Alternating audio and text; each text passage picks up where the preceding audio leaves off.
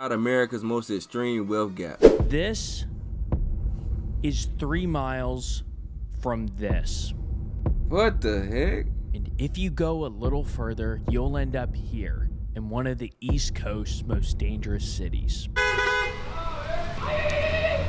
If that person is looking for... So you telling me we went from luxury living to basically the projects, huh? How is that possible though? Like what?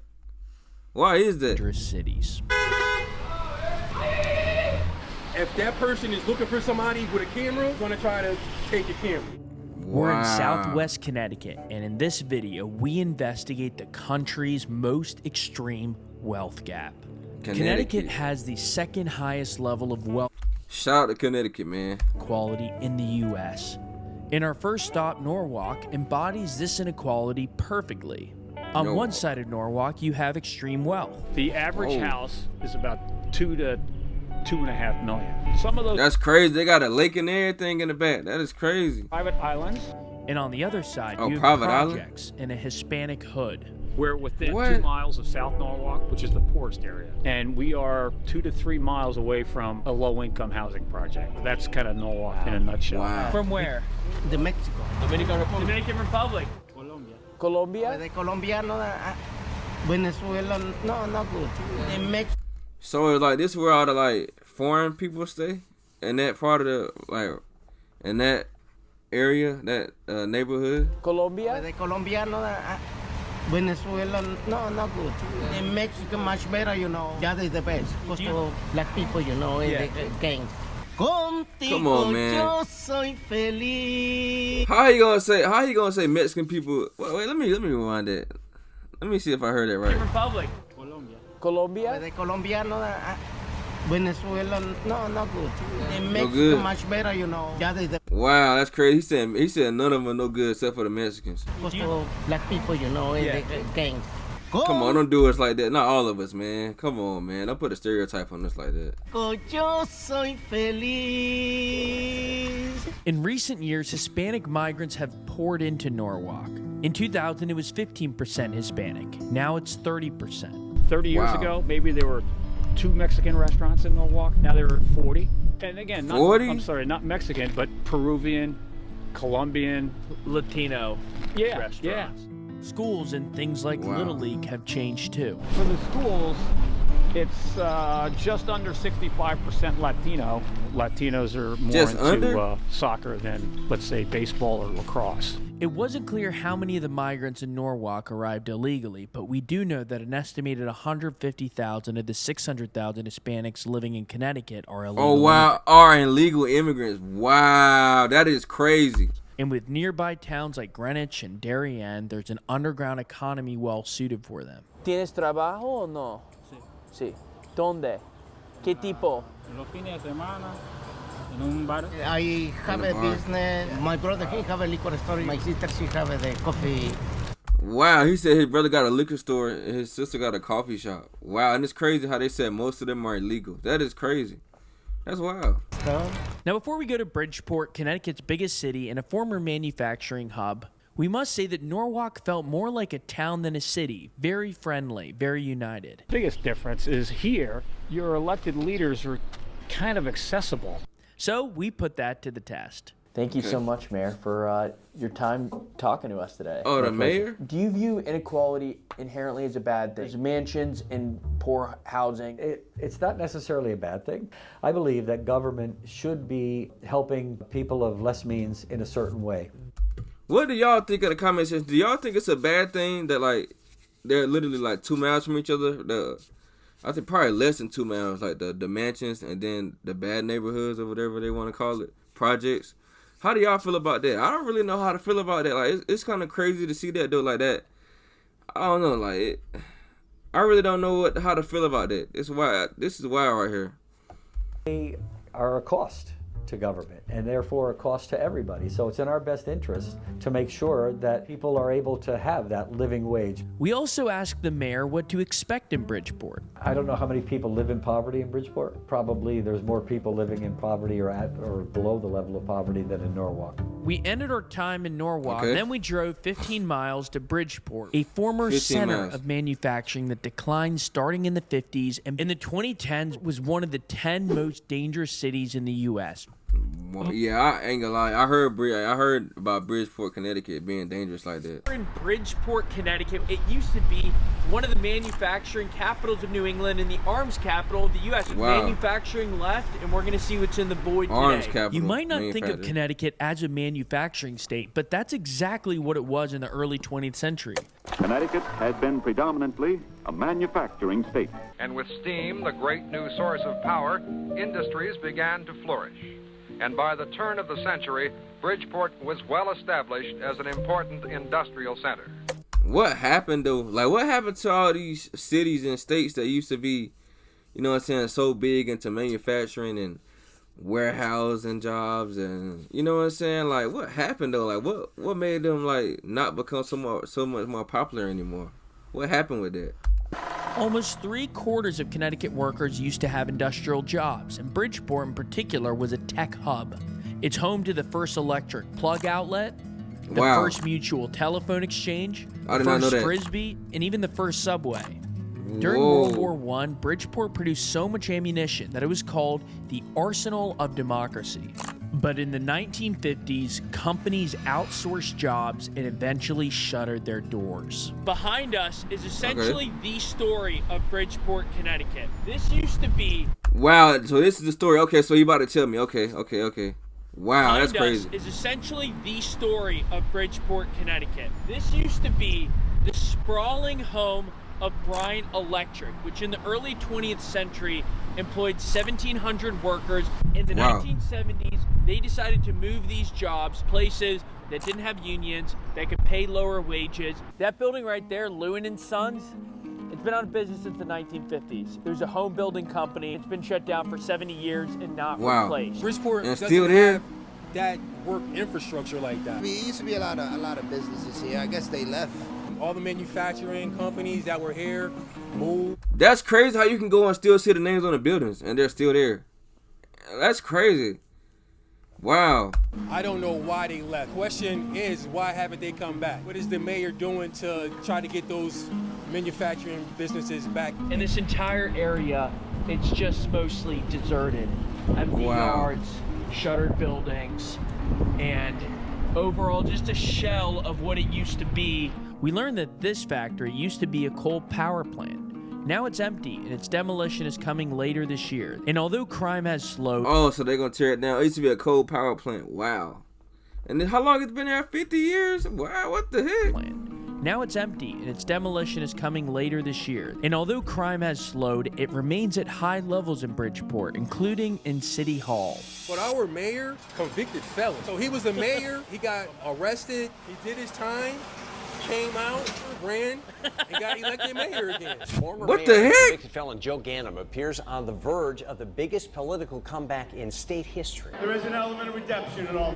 Is Connecticut cursed? Like, what the heck? I did not know Connecticut was like this. Where have I been at?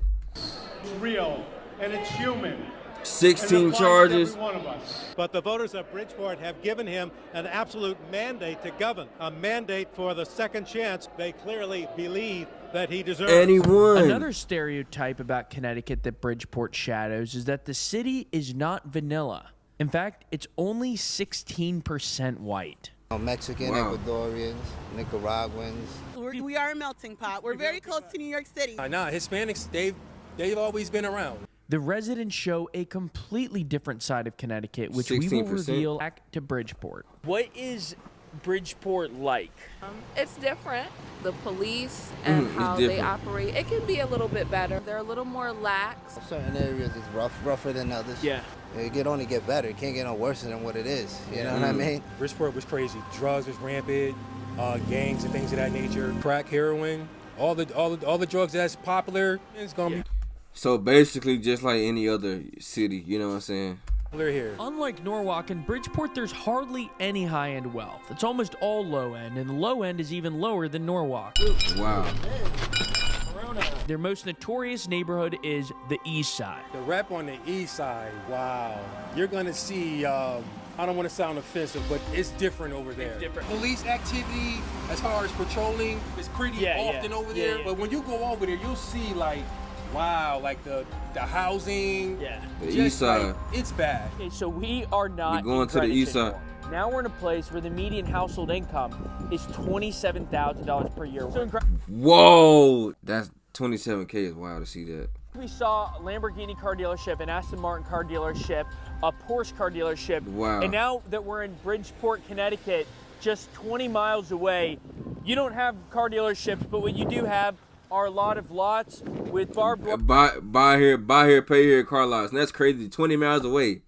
You 20 miles away from Lamborghini, Porsche, Mercedes, and then you go 20 miles and now all you see is buy here, pay here. Crazy. Fencing. Is it safe here? What's the vibe like? I'm gonna be honest. Yeah. I'm gonna be honest. What do you think of Bridgeport? It's great. It's a great place. Hell yeah, I love it. here. I love it. I love it Has here it too. changed? It's crazy. Most people that live there, that grew up there, always say that. You know what I'm saying? Like, it's funny hearing that. Well, not funny, but like that's a typical answer for somebody that been there and stays there. One thing you hear a lot about is like a lot of drugs out here. Is that true? Yeah, that's pretty true. That's what I want to say is probably like marijuana. Obviously, we've got a couple dispensaries here. There's a little bit of dispensaries?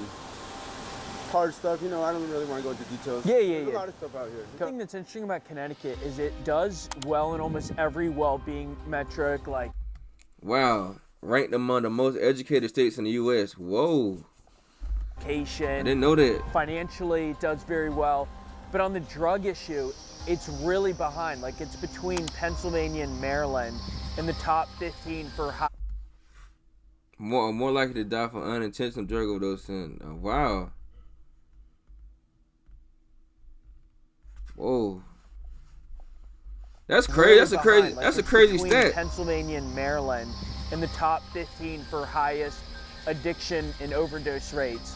So it has a really bad drug issue, and we just this is crazy. Who's clearly on something. What are the best places? And like you could tell, dude was on drugs. The dude that was talking, that's why he said he don't want to get into it. I could tell though. Really bad drug issue, and we just talked to someone who's clearly on something. What are the best places to sleep in Bridgeport as a homeless person? The hospital. The hospital is one place, yeah. Do churches help out? Like certain churches help out, but most of the churches right around here, they don't have the funding. Knowledge is everything. Knowledge is everything. And stupidity is an option. It's an option. In the era of YouTube. It was hard to believe that just miles away from this street. Nah, I ain't gonna. Yeah, he's true though. Knowledge is everything, and it's always like homeless people that be having the most knowledge. It's crazy. It's crazy to think about it. Existed this. But that's the reality of Fairfield that's County, crazy. Connecticut, and to a lesser extent, a growing reality in America. On the one hand, the U.S. has spectacular levels of wealth. If the U.K. joined the U.S., it would be the 51st richest state in terms of GDP per capita, poorer than Mississippi and Arkansas. But the poverty rate in the U.K. is lower than in the U.S. In other words, America has much more wealth, but also more inequality. Some say it's okay and that our poor are still better off than the poor of most other developed countries, while others say it's unjust and this wealth needs to be redistributed. And you know, Darien, Greenwich, there's extreme wealth there. What do you think of it? Stupid people, you know. You know, only I wanted money. I wanted money, and they don't give it the poor people, you know. We ended our Bridgeport trip by visiting the first subway in what felt like a metaphor. All right, hold on.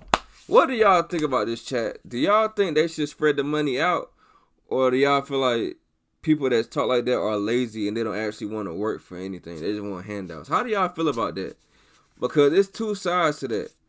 Yes, they could hand the money out, but on the other hand, a lot of people don't want to work for anything, or they want to stay stuck in their situation. So you gotta look at it from both ways and both perspectives, in my opinion. City itself, the first location was gone and had moved across the street. All right, so this might look like an ordinary strip mall that has no significance to your life. This is actually the location of the first subway in the country. It was called Pete's Submarines at first. They eventually moved locations to cross the street. This is also how this area has changed a lot. It's gotten a lot more Hispanic. You can see Asamblea de Deus above there. There's a Mexican restaurant in the corner. You just walk around the corner and they've got that's the first subway in Connecticut. I didn't know that. Potential. The living and the work hasn't caught up to what they're trying to turn Bridgeport into. It's beautiful here. Like, I like it. Bridgeport fell on a slump for a minute. You know, it could be a comeback, you know, like anything else. Thank you for watching. I like dude. He has hope, man. I like him, man. I like his attitude and his energy. Alright, y'all, that's it for the video. Inside America's most extreme wealth gap. Man, that was crazy. I never knew it would be Connecticut, you know what I'm saying? I never knew. I always thought Connecticut was like a good, you know what I'm saying, a good place. You know what I'm saying? I didn't know, like, on the east, you know, every state has hoods and all of that and projects. But I didn't know it was like that, where you literally like a couple miles away from mansions and then you go straight to the project. Like it's crazy. Really, all the states are the same, but you don't think all of the states are the same because you're just in one state. So you're just thinking about your one state you're in. If y'all get what I'm saying, like it's crazy to look at that. Like I never thought Connecticut was like that. I didn't know they was like a powerhouse back in the 20s and the 30s and the 40s and the 50s. For like, you know what I'm saying, for working and jobs. I didn't know that. That's crazy. Let me know what y'all want to see next, man. Hope y'all had a great day, man. Like, make sure you like, comment, subscribe, and I'm out.